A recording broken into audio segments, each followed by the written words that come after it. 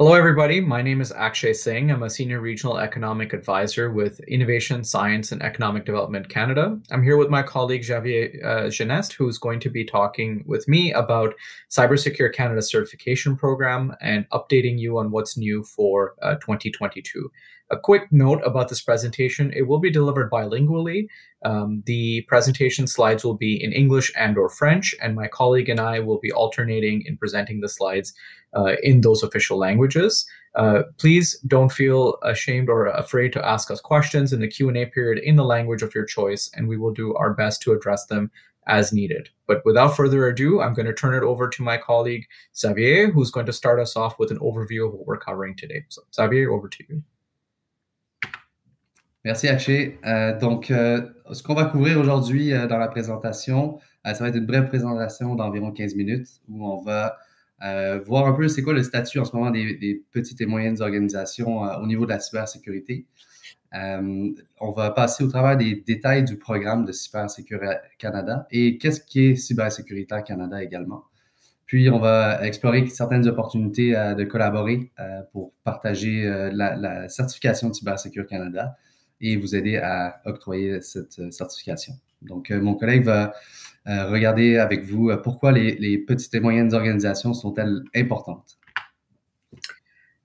Thank you, Xavier. So as my colleague mentioned, the certification program is something we're going to be speaking with you about. It is geared at small and medium-sized organizations. And you might be asking yourself, why are these SMOs so important? Well, in reality, SMOs make up about 98% of all Canadian businesses across the country.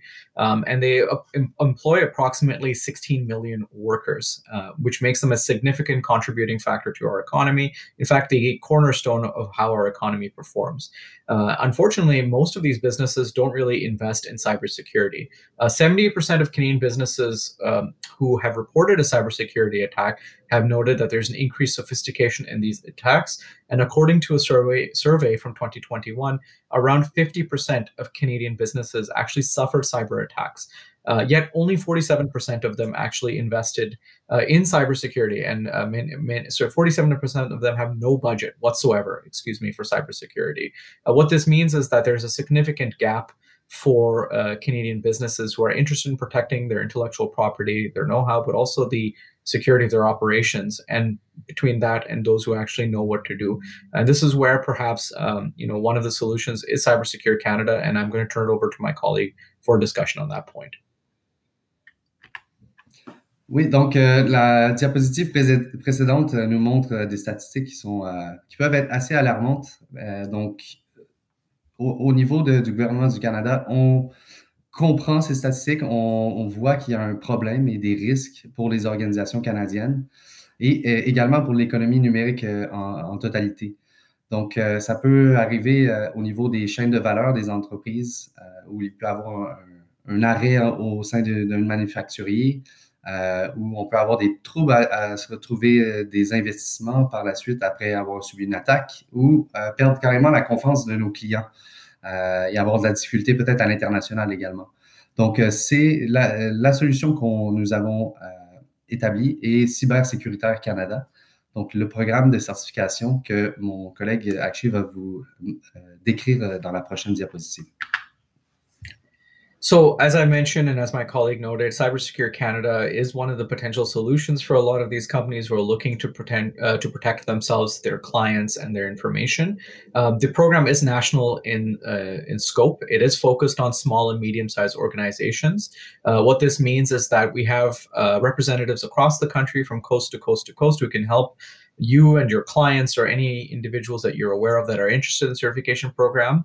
We've got representatives in our headquarters who are also dedicated through delivering and raising awareness about the program itself. So please do let us know if you have suggestions or people that you think would be benefiting from learning more about this program or being certified. And it doesn't matter where they are in the country. We'll do our best to be able to speak with them through our regional representatives or our headquarters. The actual certification itself is based on what we call the 13 security control areas or 13 program requirements. We will cover this later on in the presentation, but this essentially creates a foundation for any company to be thinking about cybersecurity to build their business upon.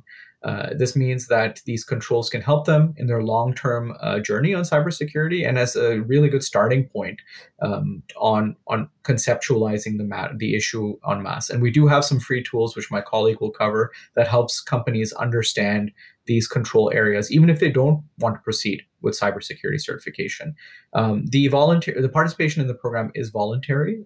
There is no requirement to become Cybersecurity Canada certified. However, it does to become certified supports our national cybersecurity strategy, and it also feeds into the national security cybersecurity standard, which was developed for SMOs and finalized towards the end of last year.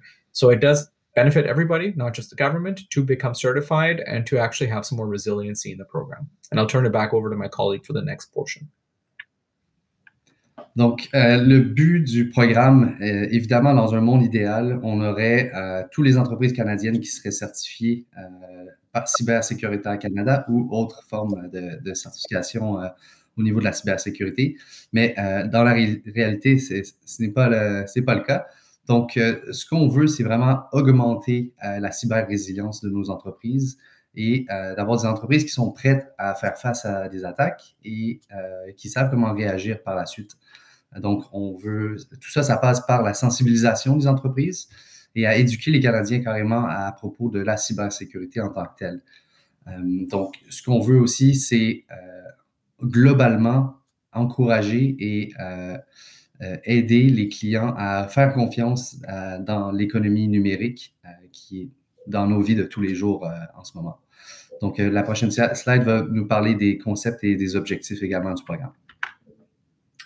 So as Xavier mentioned, I will be talking a little bit about what the focus of the program is. And I think if there's one way to step it up or to summarize it, it's to say that the program itself is based upon trust. It's trying to raise trust in companies in Canada and also help clients better understand that Canadian companies and businesses are resilient. There is obviously a cost to creating resiliency. The Cybersecurity Canada program hopes to provide that through a reasonable and effective cost-effective means. The cost of being certified and protecting your systems is significantly lower than what a lot of companies have to go through if they do have a compromise or a ransomware attack, which they're forced to then pay out quite a bit of money on to invest in to be able to deal with those issues. The government of Canada is also dedicating millions of dollars in the latest budget 2022, on cybersecurity and hoping to help Canadian businesses achieve their goals in that space as well. The hope of the program is to also have a low implementation burden. Obviously, not everybody is going to have the same level of baseline cybersecurity. They do have to, in some places, improve their cybersecurity awareness, but lots of companies are doing quite well, and the cost of implementation can be quite low. The last thing that we want to achieve through our program is to create something that's easy to implement, even for non-technical specialists. We do have technical specialists that can work with companies through the program, but here we want to make sure that we're not losing the attention of people who aren't exactly technologically inclined. And one of the tools that we've developed, like our e-learning, which my colleague will cover, is really geared towards helping those folks understand cybersecurity in a meaningful way.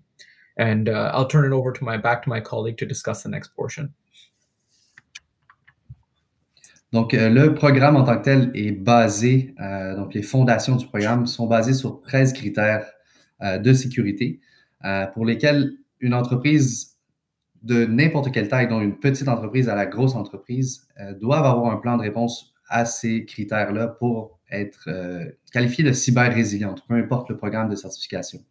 Donc, dans ces critères-là, on va avoir un plan en cas d'incident. Donc, si on a une cyberattaque, qu'est-ce qu'on doit faire pour réagir? On va avoir également quel élément de base on doit avoir dans l'entreprise pour être qualifié de cyber-résiliente.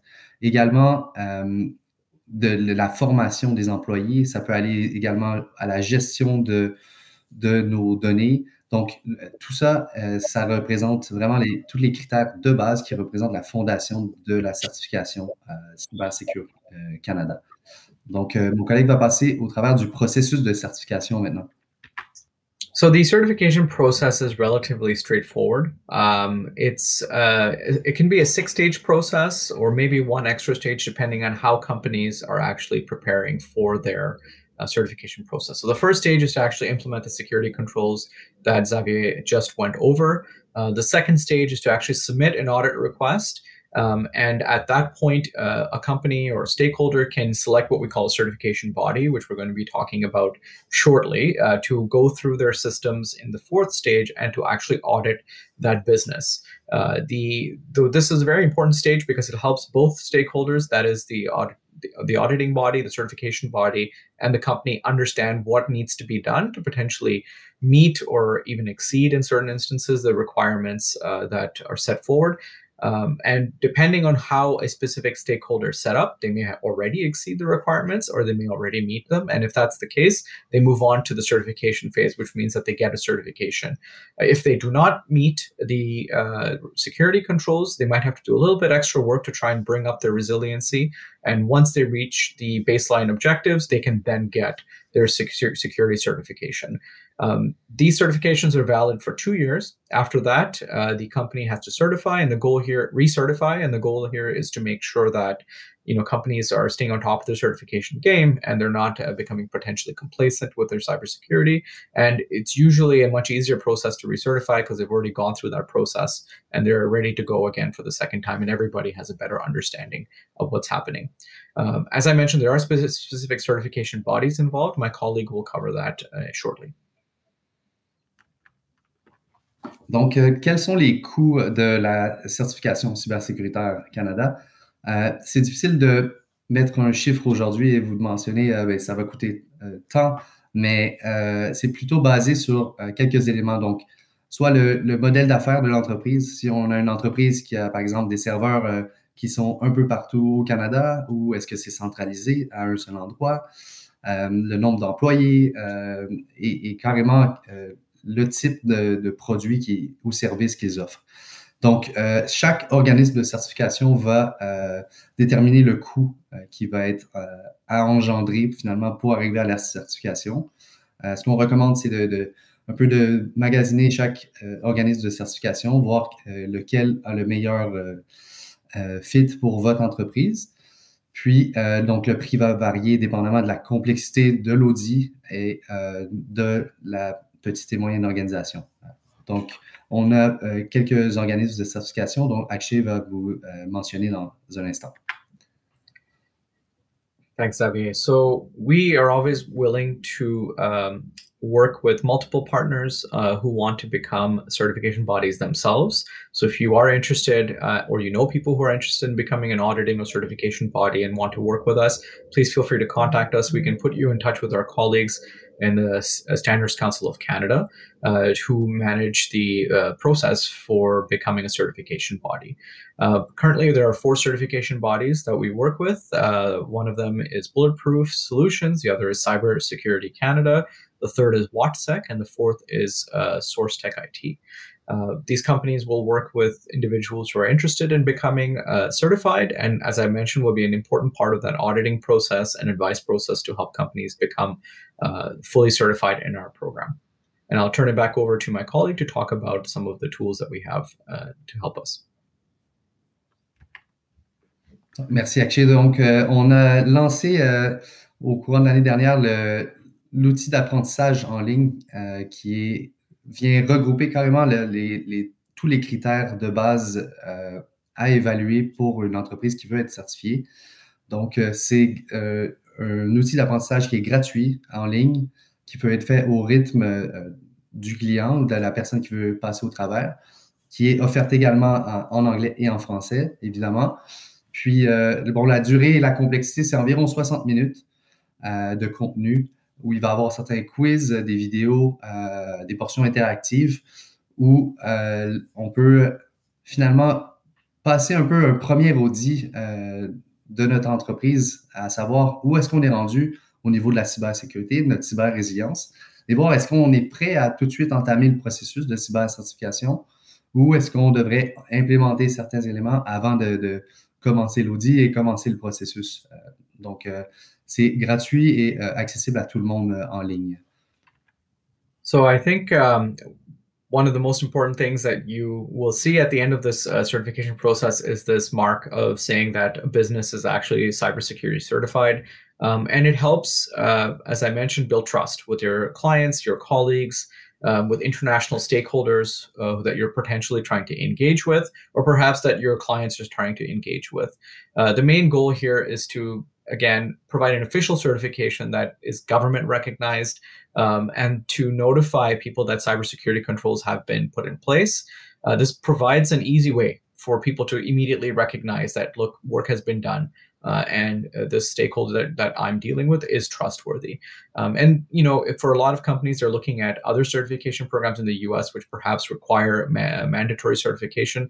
Cybersecure Canada could help a lot of those companies get to that equivalent of that point. And a lot of those programs are actually quite a bit more intensive or expensive than our program is. So hopefully, the achievement of a Cybersecurity Canada certification actually shows people that it's a stepping stone to becoming even more resilient, but it also shows people that you're a trustworthy enterprise that someone is willing to do business with.